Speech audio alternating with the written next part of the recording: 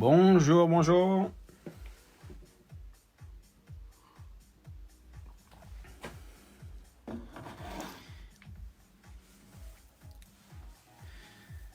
Bonjour, bonjour tout le monde.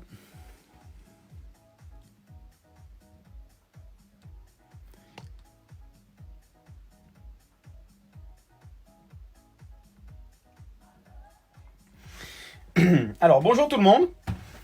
Aujourd'hui, pour mettre un peu à jour la vidéo de setup de la Genius 5e GT, j'y vais de finir de préparer ma voiture.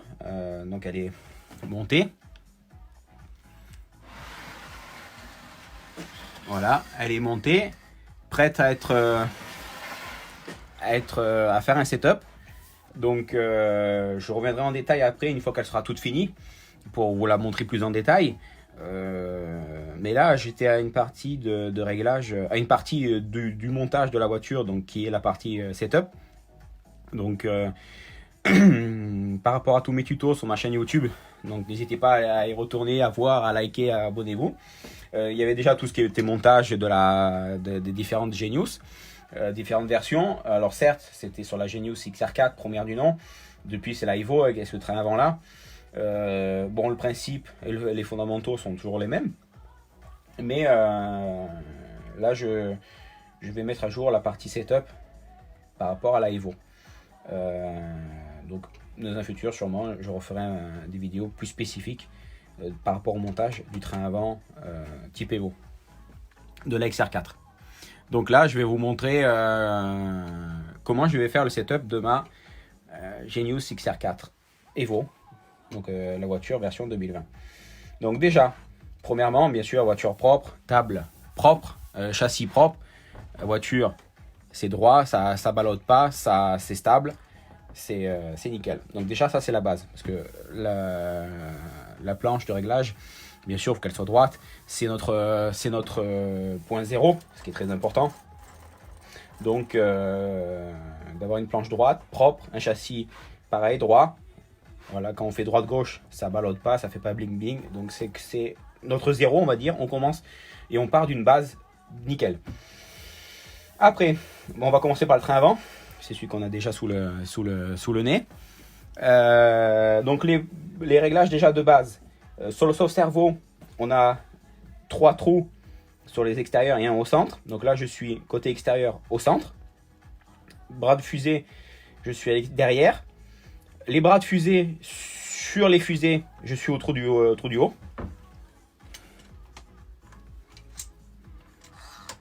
Voilà, je me suis mis au trou du haut pour pouvoir compenser l'angle des bras de direction.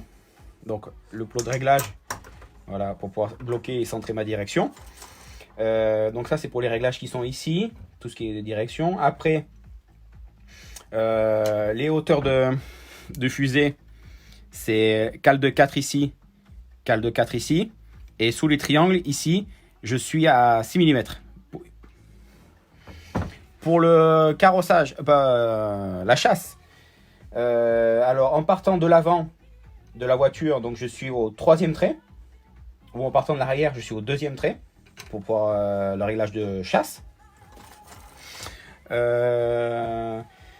Après, comme réglage de base, j'ai déjà monté le plomb, comme on peut voir ici, le plomb de 100 grammes. J'ai la barre anti-roulis de 6 mm. L'attache d'amortisseur sur le triangle extérieur. Ici, je vais mettre au trou supérieur.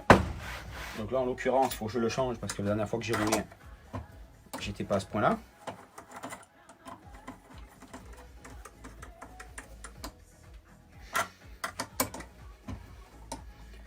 Donc, point d'attache amortisseur.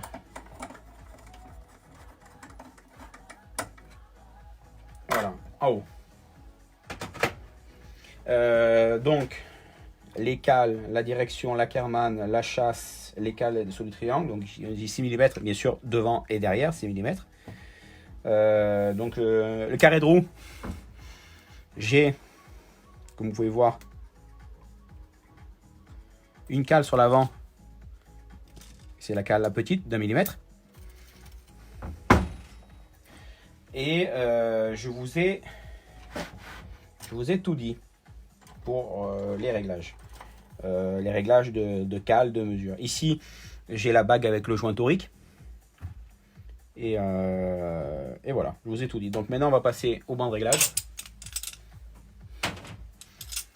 Donc le banc de réglage, outil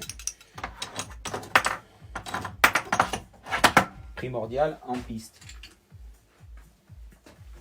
Donc bien sûr, je mets les écrous. Je serre, je bloque même. Bon, je bloque à la main en mettant du disque.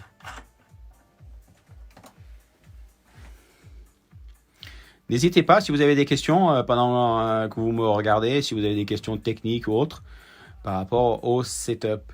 Bonjour tout le monde, bonjour. Je jette un coup d'œil là. Bonjour tout le monde, Jean-Cédric, Laurent, Charles, Cédric, Dany, Christian, Jean-Luc, bonjour Nicolas, Guy, bonjour tout le monde. Donc le banc de réglage il est monté. Je vérifie mon carrossage. Donc là j'ai 1, 2 négatifs, droite, gauche, donc je suis nickel. Donc 1, 2 négatifs en carrossage. Pour l'aspect... j'ai essuyé la plaque, elle était sale. Carrossage, ouverture, excusez-moi. Donc là j'ai un...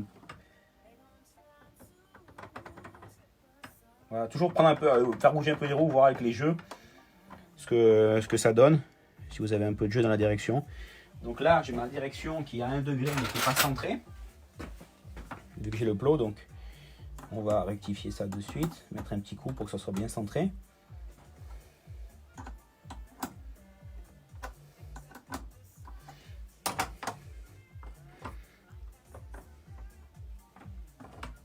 Voilà, donc là j'ai un d'ouverture sur chaque roue. Donc bien sûr, devant l'ouverture, c'est comme ça. Et le pincement, à l'inverse, c'est les roues pincées vers l'intérieur. Mais ça, on va pas tous mélanger, on va parler que du train avant. Donc un carrossage négatif, donc roue penchée vers l'intérieur. Et un d'ouverture. Donc la géométrie, c'est fait. Donc là, attention, hein, toujours dans ce même sens. D'abord, on met le train avant dans la configuration qu'on a besoin. Donc tout ce qui est cale, direction. On fait la géométrie et après, une fois qu'on a fait la géométrie, on fait les hauteurs d'axe. Donc ça c'est très important. Donc à l'aide de l'outil Genius pour régler la hauteur. Donc on prend en mesure sur la partie plate. Donc la partie, pas filetage, la partie plate au plus près du carré de roue.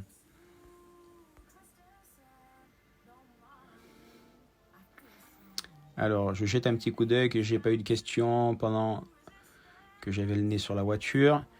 Non, j'ai pas eu de questions précises. Donc géométrie, là on fait, voilà, là j'ai 50. Et là j'ai 50,1 et 50 un peu en dessous. Donc en gros j'ai 1,5 dixième de différence. Donc je vais un petit peu rectifier pour que j'ai 50, entre 50 et 50,10. Voilà, 50,05 et 50,10. Donc là ma hauteur d'axe elle est bonne. Donc une fois que géométrie hauteur d'axe, on fait barre anti-roulis. Bien sûr, au début, je ne vous avais pas précisé, mais un train avant, toujours bien libre. Ça, c'est très important. Tout ce qui est articulation, ça doit être, voilà, ça doit être bien libre. Donc maintenant, après la mise en place du train avant, la géométrie et hauteur d'axe, barre anti-roulis. Donc la barre anti-roulis, je sais que, donc là je mets un petit peu pour me caler, que j'étais... Voilà, j'étais à 11,5. Même 12. J'étais pas tout à fait pareil droite-gauche. Donc ça, c'est pas primordial d'être... là, j'avais 3 dixièmes, j'avais 12 et 11,7 entre chaque plot. Donc ça, c'était un réglage que j'avais utilisé la dernière fois. Donc là, je vais le décaler et je vais mettre 10 d'écartement pour le réglage de dureté de la barre anti-roulis. Donc en sachant que j'ai la barre anti-roulis de, comme je vous ai dit, de 6 et pas 5,5 d'origine. Donc là, classique, j'ai un outil...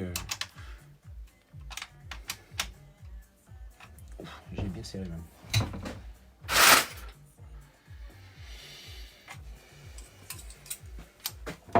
Donc là, c'est un écrou de 13. Et là.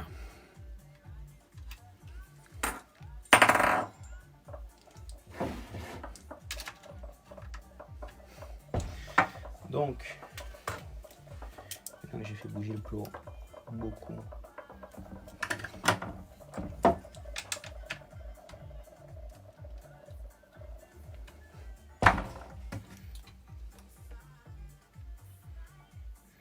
Voilà, encore un petit peu.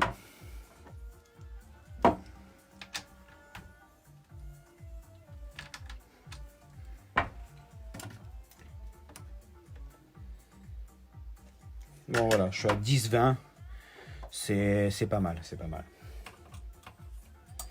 Je vais faire pareil de l'autre côté avant de vous expliquer la suite. Donc, je fais pareil ici.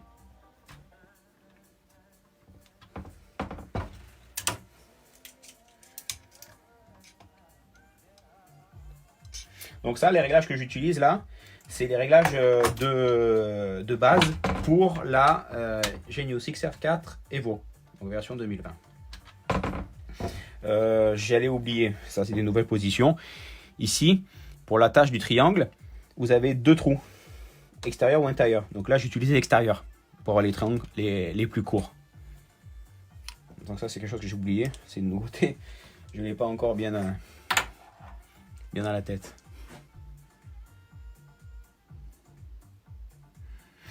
Alors pour la barre, une question de Michael, pour la barre d'origine qui est la barre de 5,5, je la règle à fond, donc au plus dur, donc le plot intérieur, le plot intérieur de la barre, le plus mis à l'intérieur possible du triangle, pour avoir l'écartement plus large ici, et à fond, voire 2 mm plus souple. Après, à vous d'essayer de voir votre feeling, ce que vous préférez. Voilà, 10, 0,2. Magnifique. Donc voilà. La barre anti-roulis, la dureté elle est réglée. Maintenant, il faut faire le réglage. Donc, comme vous pouvez voir ici, les barres anti-roulis et des versions, elle a un petit décoché, un petit fraisage. Donc ici, il suffit de dévisser cette vis, la barre, la mettre en butée sur le plot extérieur et bloquer par-dessus et basta. Il n'y a pas plus à faire. Par contre, pour le plot intérieur, on dévisse généreusement la vis. Dessous, on visse jusqu'en butée. Et on revient en faisant un demi-tour en arrière. Et on bloque par-dessus. Ça, c'est le réglage de base pour positionner la barre. Donc, je fais pareil de l'autre côté. Donc là, vous voyez un peu moins, mais je fais pareil. Je dévisse en haut, je visse par en dessous, je bloque. Et je fais un demi-tour en arrière et je bloque par-dessus.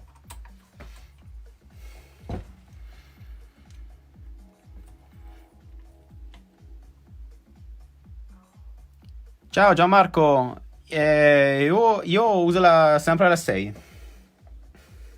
Hop là, et je bloque. Donc par défaut, vous avez la possibilité, donc le plot extérieur ne se règle pas, parce qu'on le bloque et basta, et on règle la répartition du jeu que sur le plot intérieur. Moi, ce que je vous conseille, c'est de positionner la barre comme je vous ai dit juste avant, pareil droite-gauche, et après, vous touchez plus qu'un seul plot. Moi, je suis droitier, par exemple, je touche que celui-là de plot. Ça sera plus simple pour la mise en place de la voiture. Donc là, je vérifie. Mes hauteurs d'axe, elles sont bonnes, parce que je l'ai fait juste avant. Et là, en fait, je vérifie. Je m'assure que la barre, par exemple, je tiens un côté et j'essaie de lever de l'autre côté. Et je fais pareil de l'autre. Et je m'aperçois que Ici, j'ai un peu plus de débattement par rapport à l'autre côté. Donc, ce que je fais, je touche mes vis de réglage. Donc, je la débloque. On va débloquer un peu par-dessus parce que là... Donc, je la débloque et juste je repose et je bloque à l'inverse. Parce qu'en fait, c'est deux vis qu'on fait ça en fait. On décale comme ça dedans. Voilà.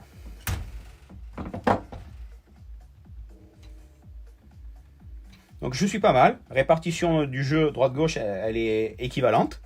Donc ça, c'est très important à faire. Voilà. Donc je vérifie quand même que mon réglage précédemment n'était pas faussé par une barre anti-roulis qui peut être mal réglée ou un montage différent. Donc je suis bien toujours pareil. Donc je suis nickel. Maintenant j'ai ma mise en place de fait, la géométrie, hauteur d'axe, la barre anti-roulis de fait. Donc ça, c'est toujours un ordre primordial à faire. Hein. C'est toujours dans ce sens-là qu'il faut faire. Je vous m'explique.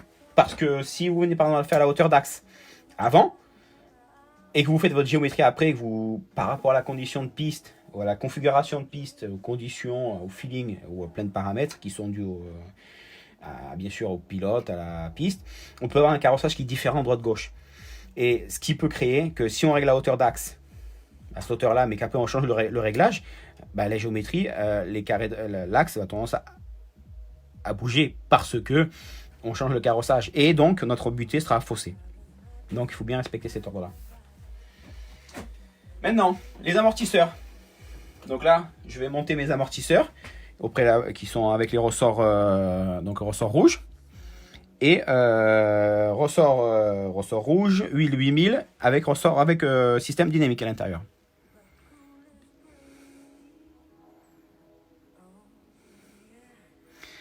Alors, je vais répondre en italien pour un pilote italien. Usa 6 mm, ma anche 4 a provare.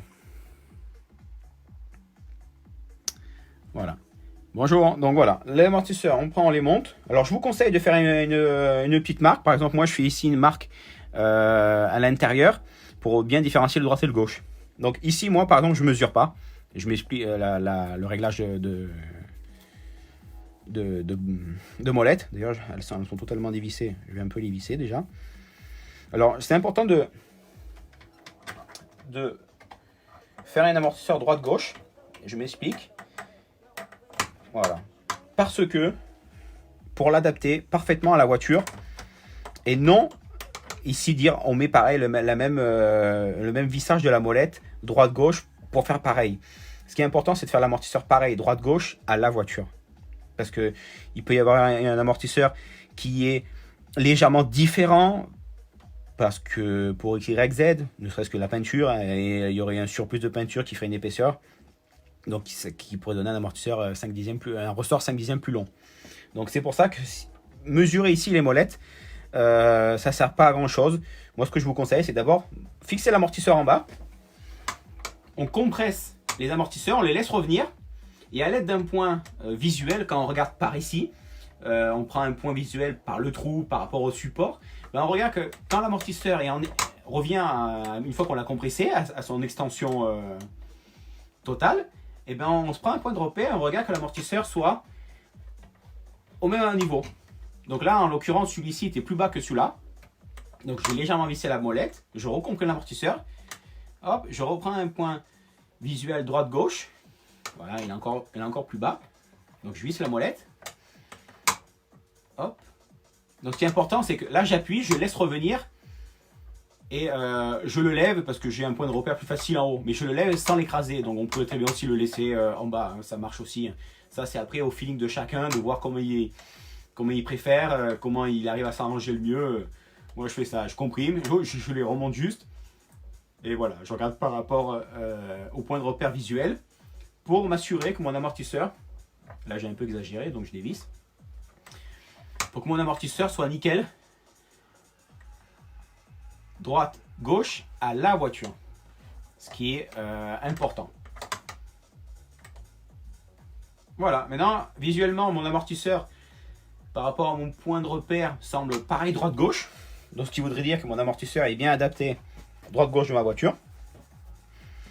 Donc là, maintenant, je peux l'emboîter sur la voiture. Voilà. Et ce que je fais, pour après, quand je vais régler la garde au sol, je me fais une petite marque au marqueur. Donc au marqueur, pourquoi au marqueur et pas faire une petite rainure, quelque chose?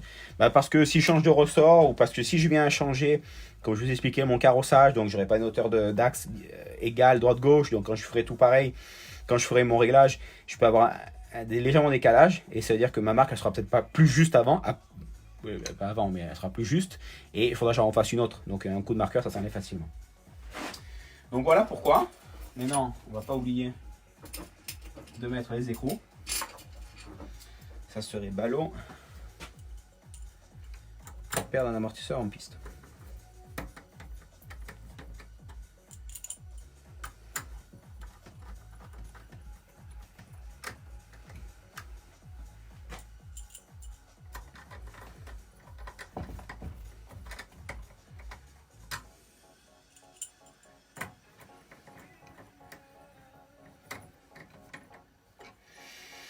Donc voilà, mon train avant est réglé. Que ce soit tout ce qui est cale, tout ce qui est géométrie, hauteur d'axe, barre anti-roulis, amortisseur. Donc là, je suis nickel. Il ne me restera plus qu'à mettre des pneus neufs pour avoir le diamètre maximum et régler la garde au sol. Mais ça, c'est à la fin. Dès maintenant, il faut faire le train arrière. Alors, je jette un coup d'œil si j'ai pas oublié une question en passant. Bonjour tout le monde. Donc voilà, le train arrière. Donc le train arrière, même chose. On doit s'assurer que le châssis est bien droit, bien nickel. Donc là, de toute façon, c'était le cas avant, ça ne change pas quand on tourne la voiture. Donc la mise en place de base. Donc ici, trou du milieu. Ici sous la fusée, 2 cales. Pour le réglage d'empattement, une cale devant la fusée et une cale derrière la fusée. Pour la largeur à l'arrière, la cale large, donc de 2 mm. Barre anti-roulis d'origine de 4 mm. Et ici, sur les 3 trous, trou du milieu. Et qu'est-ce que je peux vous dire de plus? Rien de bien plus là, pour la mise en place de base. Maintenant, on va faire la géométrie. Donc pareil, bande réglage.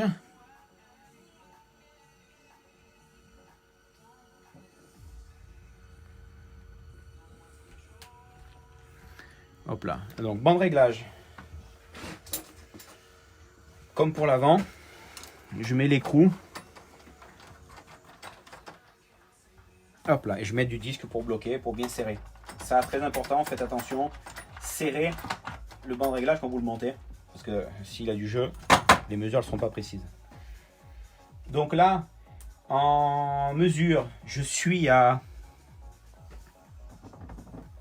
4 degrés. Donc c'est bon. Châssis au sol, bien sûr. Hein, tout le temps châssis au sol, hein, comme pour l'avant. Hein. Donc je suis à 4 degrés, donc c'est bon. Le pincement.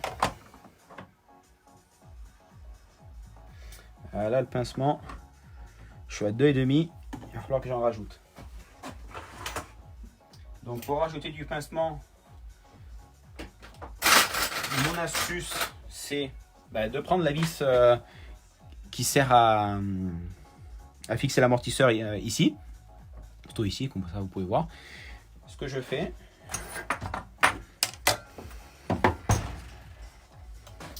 bon là en l'occurrence d'habitude je tire la voiture en arrière pour que les roues soient dans le vide. Bon là en l'occurrence je reste là pour que vous puissiez voir. Donc la vis en fait je la vis dessous. Vous voyez comme ceci. le trou qui est dessous. Je la visse en butée sur le triangle et je fais un demi-tour, ce qui correspond à un demi-degré. Donc de là après, je vais mettre un deuxième pneu.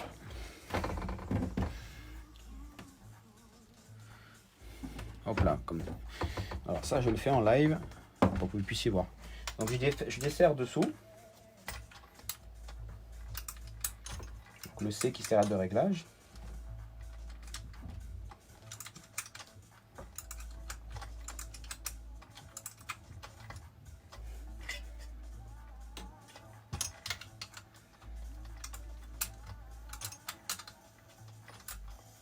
Et je resserre. Parce qu'à savoir qu'ici, quand on se sert de la vis, donc la vis elle est plus pratique quand on veut plutôt enlever du pincement, parce que quand on a desserré le C, on a juste à visser et on le pousse soi-même, tandis que là en fait j'ai dévissé et c'est moi qui le tire, le C qui le déplace. C'est plus pratique dans l'autre sens, mais au moins je sais que un demi-tour c'est à peu près un demi-degré, donc ça me permet de le faire plus facilement ce réglage. Donc je vérifie. Donc voilà, je suis à 3 degrés précis, nickel. Donc maintenant il faut que je fasse pareil de l'autre côté. Donc là désolé, je le fais comme j'ai l'habitude. Donc je tire la voiture pour que les roues soient dans le vide. Comme ça vous pouvez admirer une autre partie de la voiture.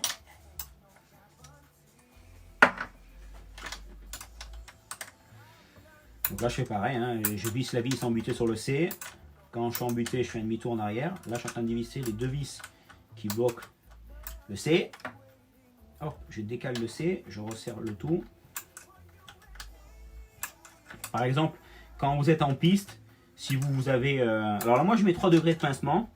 Je vous conseillerais même de mettre 3,5 pour commencer comme réglage de base.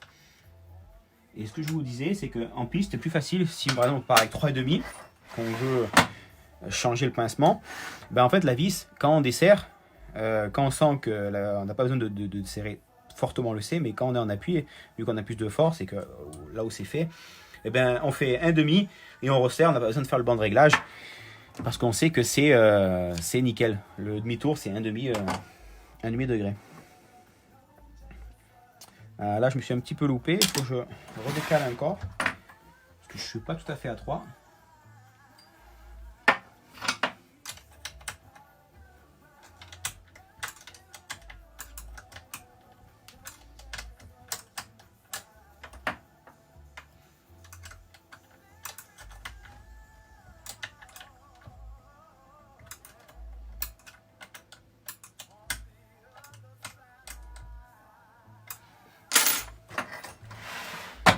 Voilà. Alors.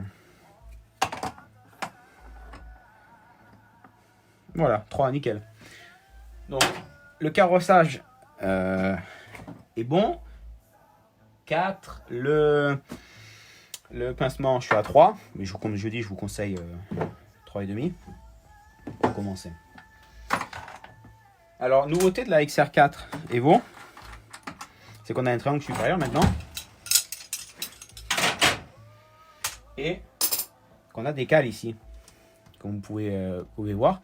Ce qui est important, c'est que la fusée, quand elle tourne, elle peut ici légèrement bouger avant-arrière. Donc ce qui peut causer que le triangle, vous voyez, il faut qu'il y ait un peu de jeu là, comme on peut voir.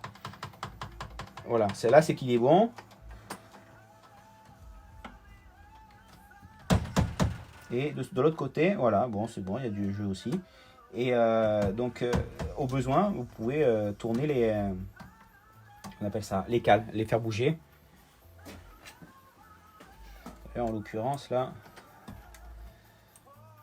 je vais en intervertir une, parce qu'une c'est 2 mm, une c'est une 3.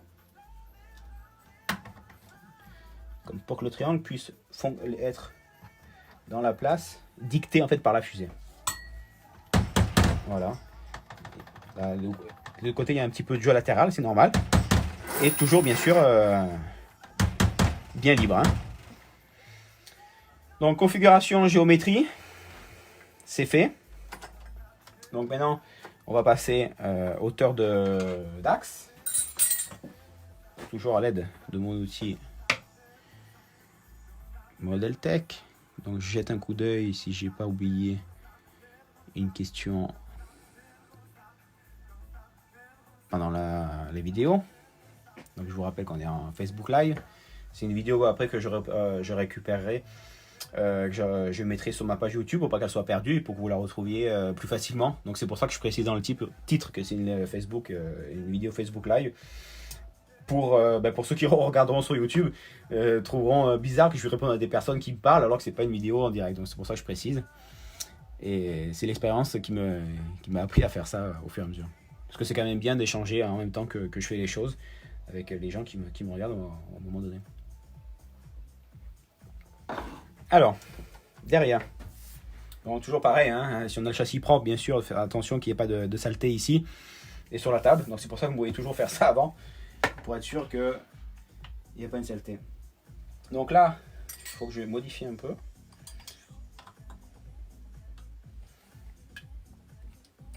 Donc là, je vais mettre 45. Donc là, je modifie plus que ça. Voilà, 45 précis. Magnifique. Oula, là, il faut que je modifie beaucoup plus.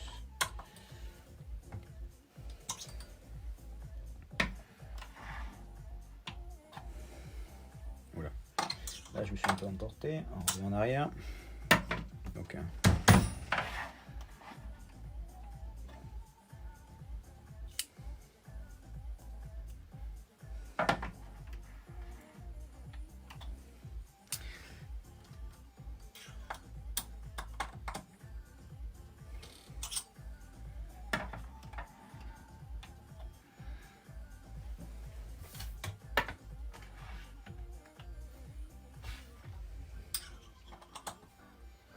je me suis emporté au début là, j'ai vraiment vissé comme un sagouin.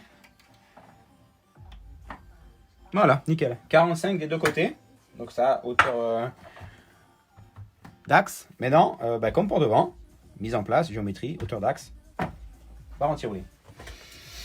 Barre anti-roulis, j'ai comme je dis la 4 mm. Donc le réglage d'écartement, là j'ai 27 10 et 27 20. Je vais laisser ce réglage là comme réglage de base.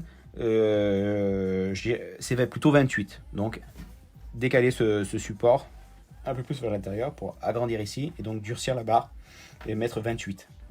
Bon, je vais laisser comme ça. Pour moi, en tout cas, je vais laisser comme ça.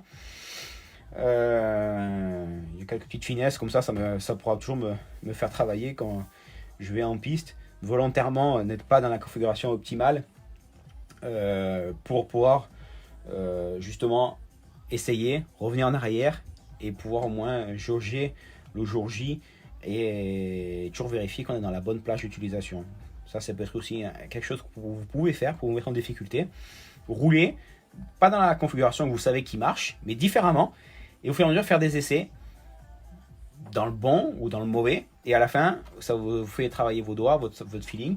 Et vous pouvez peut-être découvrir des nouveaux réglages qui peuvent vous aider, vous améliorer, mieux vous adapter à votre feeling avec la voiture ou la voiture au feeling, comme vous voulez. Donc voilà. Donc 28, barre de 4. Ici, les barres anti-roulis qu'on appelle maintenant, qu'on a depuis l'année dernière de la Plus, qui sont monoblocs, qu'on vise plus, donc le mâle-femelle. Elles sont calibrées exprès pour aussi qu'on les mette à fleur. Vous voyez ? Il faut la régler ici à fleur. Donc vous mettez un tournevis, vous mettez à fleur. Donc le réglage ici de base, c'est ça. On dévisse dessous, vraiment. On visse à fond, buté, on fait un demi-tour en arrière et on bloque par-dessous. Voilà. Donc ne pas hésiter. Moi personnellement, je mets pas de frein filé, mais voilà, avec un T, on peut bien serrer fort. Donc vous faites ça droite-gauche, comme le réglage de base. Et vous faites l'inverse sur les plots intérieurs. Donc ça veut dire que vous dévissez ici fortement, là. Par-dessous, vous vissez. Quand vous arrivez au blocage, vous faites un demi-tour en arrière et vous bloquez par-dessous. Dessus, excusez-moi, dessus. Donc là, moi, votre barre, elle est déjà pré-réglée, identique, droite-gauche. Et comme vous avez pu voir devant, quand on le fait nickel et que la voiture elle est nickel, normalement, on est quasiment dans le bon réglage. Donc là, à l'occurrence, je ne l'ai pas fait, elle est telle quelle des derniers roulages, tout ça. Donc, mais le réglage de base, c'est comme ça qu'il faut le faire. Et bien sûr, je suis droitier, je touche qu'un plot. Donc, pas besoin d'aller toucher droite, gauche, intérieur, avant, arrière. Moi, je suis droitier, donc je touche que le plot de droite, intérieur. Et basta. Et comme ça, on ne s'y perd pas. Et c'est le même principe. Donc là, vous pouvez bien le voir en image. Vous voyez ? Ça permet, ici, de décaler la barre, avec la vis pointeau dessus et dessous, et décaler la barre pour répartir l'attaque. Donc l'attaque, c'est ça, que quand on lève d'un côté, de l'autre côté, ça réagit de la même façon. Donc là, je bouge un peu, et de suite je sens que ça bouge de l'autre côté, et là je suis obligé de toucher plus pour qu'ici ça bouge. Donc ça veut dire que ma barre, elle n'est pas répartie bien droite-gauche. Donc, ici, vu que ça l'a, de ce côté-là, par exemple, pour vous expliquer, ce côté-là, je fais un peu et je sens que ça lève de l'autre côté. Là, il faut que je fasse beaucoup plus pour que ça lève. Donc ça veut dire que ma barre, la droite, elle est déjà inclinée comme ça. Donc il faut que légèrement que je la lève. Donc ce que je fais, je débloque la vis, je la débloque, mais je la repose sans forcer. Et je bloque par-dessous. Vous me direz, c'est bizarre, tu joues sur presque rien. Alors oui, mais ne pas oublier qu'ici, la barre anti-roulis, il y a le support qui est ici, mais la barre, elle est là. Donc, un petit effet ici, c'est un plus grand effet ici, c'est démultiplié. Donc, il n'y a pas besoin de faire des quarts de tour. Donc là, je vérifie. Et je suis pas mal, je suis nickel. Voilà. Mon jeu est réparti nickel. Et maintenant, on passe aux amortisseurs. Donc, comme pour devant, mise en place, géométrie, hauteur, barre anti-roulis et amortisseur pour finir. Donc, amortisseur, ressort orange, huile 5000, amortisseur système dynamique à l'intérieur.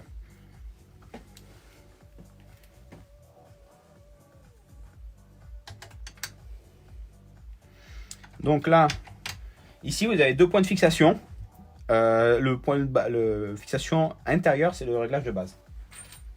Donc je récupère la vis de l'amortisseur que j'ai laissé dans le triangle. Je vous conseille d'utiliser la vis qui sert à tenir l'amortisseur. Parce que ça peut arriver, ça m'est déjà arrivé hélas, de l'oublier sur la voiture. Et le souci c'est que là où elle est positionnée, si elle se dévisse, elle vient, elle touche la jante. Donc vous voyez, je prends, je serre. Donc l'amortisseur doit être libre. Hein. Si quand on serre, ça bloque tout, c'est pas bon, c'est pas normal.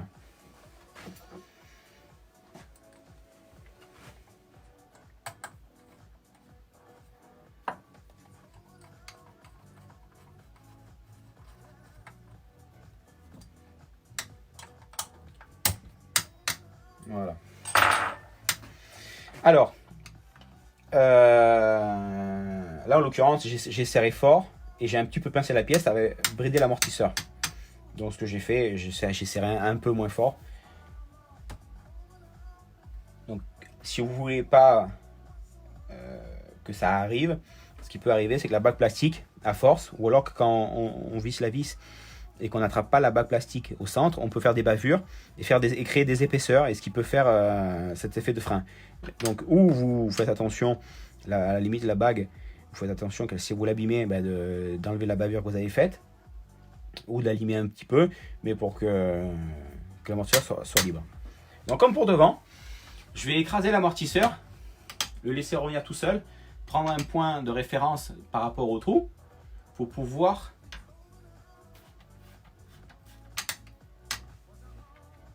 régler pareil, droite-gauche, mon amortisseur.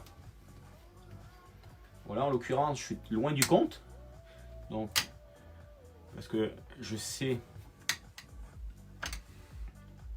où mon repère plus ou moins normal il est. Donc là, Ça, c'est une habitude, parce que j'ai l'habitude de le faire. Mais voilà, là je répartis droite, gauche.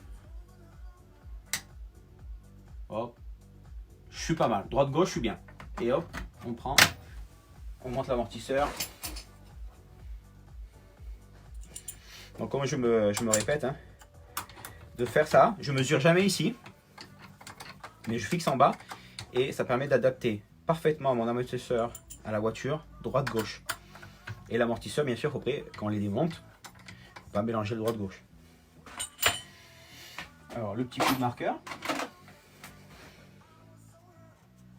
Comme ça, au moins, ça m'évite de trop visser ou dévisser une molette lors de quand je fais la garde au sol.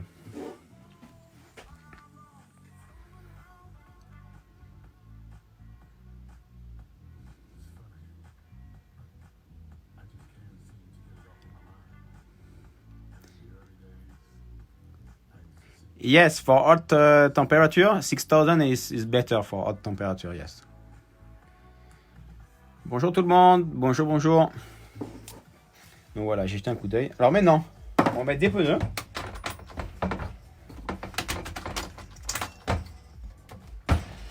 Alors, pour la garde au sol, toujours faire la garde au sol avec pneus neufs, voiture complète, donc ça veut dire avec le pare-choc. En l'occurrence, je le fais pour vous montrer, mais j'ai pas le pare-choc, donc pneus neufs, ça c'est primordial. Avec donc voiture comme vous allez la poser en piste, donc le pare-choc et de l'essence. C'est quelque chose qui est important pour faire la garde au sol, pour faire quelque chose de précis. En l'occurrence, ne me dites pas en commentaire que je ne l'ai pas fait. Je sais, c'est volontaire, c'est pour vous montrer comment je fais après.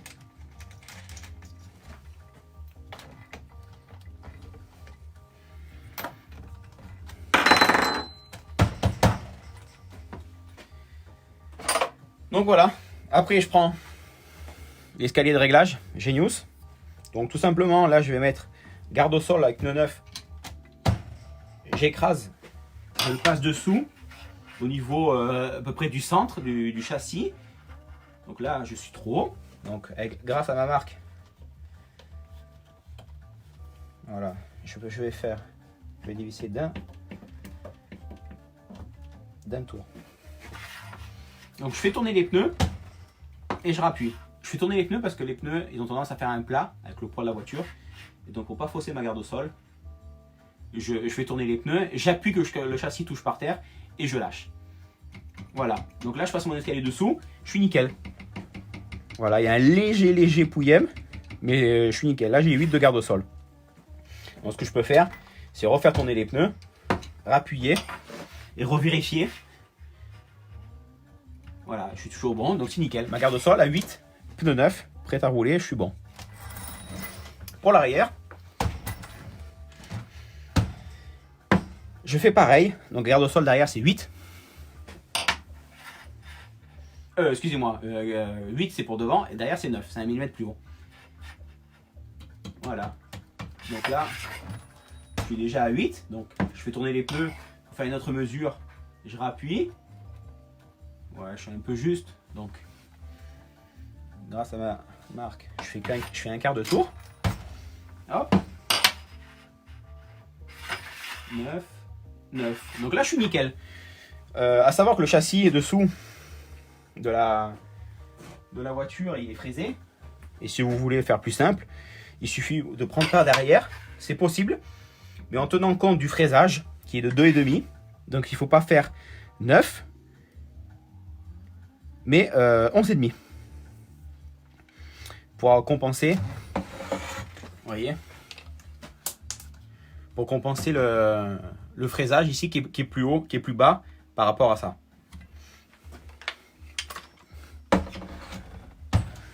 Hop là. Donc oui, le châssis n'est pas neuf. C'est pas elle a beau être toute belle, toute propre, c'est pas une voiture neuve.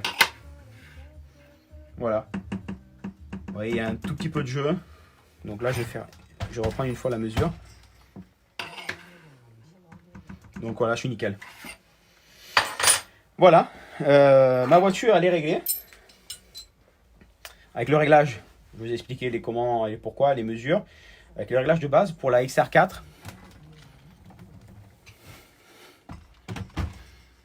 XR4 Evo 2020.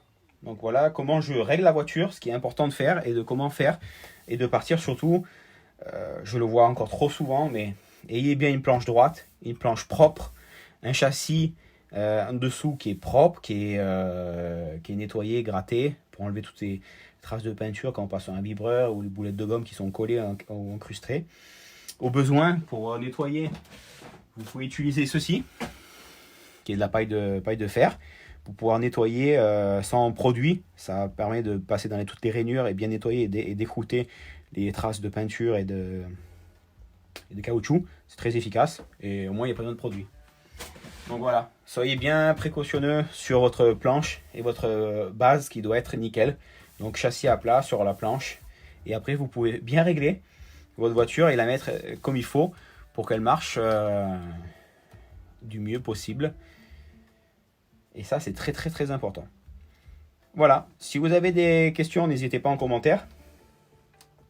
Si vous n'êtes pas là en direct et que vous avez des questions, n'hésitez pas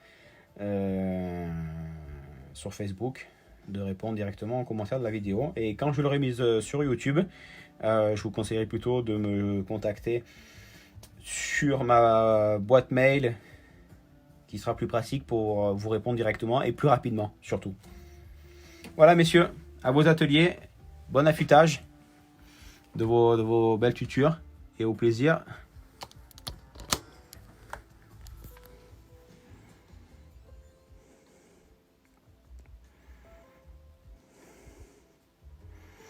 Eh oui, Big, une planche de réglage. Allez, messieurs, au revoir.